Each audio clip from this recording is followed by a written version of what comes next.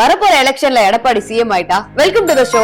Maybe Edappadi CM ஆனா முதல் வேலையா என்ன பண்ணுவாரு, தன்னோட கட்சிகள்ல தனக்கு எதிரா யாரெல்லாம் எட்டப்ப வேலை பார்த்துக்கிட்டு இருந்தாங்களோ அவங்க எல்லாரையுமே டிசிஎஸ்ல எப்படி லே ஆஃப் பண்றாங்களோ அந்த மாதிரி ஒரு கட்சி விட்டு தூக்கிறாரு. இப்பவே அவர் அந்த வேலை தான் செஞ்சுக்கிட்டு இருக்காருன்னு வச்சுக்கோங்களேன். அடுத்து எடப்பாடி சிஎம் ஆனதுக்கு முக்கிய காரணமே பிஜேபி தான் அப்படின்னு ஒரு கும்பல் சொல்லுவாங்க. இன்னொருத்தர் என்ன சொல்லுவாங்க, இந்த எஸ்ஐஆர் கொண்டு வந்ததே எடப்பாடி ஜெயிக்க வைக்கதான், அவங்களோட குறிக்கோள் நிறைவேறிடுச்சு அப்படின்னு ஒரு சிலர் சொல்லுவாங்க. ஆனா எடப்பாடி சிஎம் ஆனா தமிழ்நாட்டு மக்கள் இப்ப படுற கஷ்டத்துல இருந்து கொஞ்சம் விடுவிச்சுக்குவாங்க அப்படின்னு தான் சொல்லுவேன்.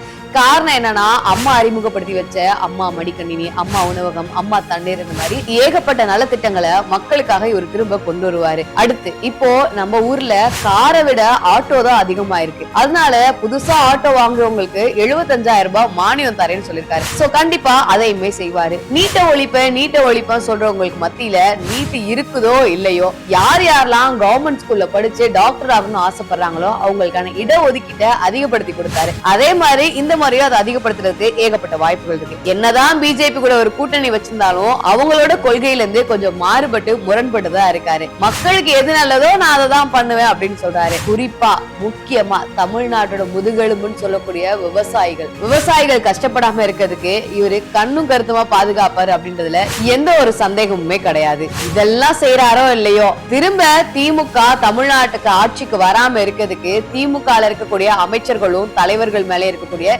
எல்லா குற்றங்களையும் தோண்டி எடுத்து அவங்கள உள்ள அனுப்புறதுக்கான எல்லா வேலையும் பார்ப்பாரு. குறிப்பா இப்ப பேசப்பட்டு இருக்கக்கூடிய யார் அந்த சார் அப்படின்ற அண்ணா பாலியல் குற்ற வழக்கில் ஈடுபட்டு இருக்கக்கூடிய அந்த சார் யார் அப்படின்றத கண்டிப்பா அதை வெளிச்சத்துக்கு கொண்டு வருவாரு. இந்த விஷயம் எல்லாமே எடப்பாடி சிஎம் ஆனாதான்.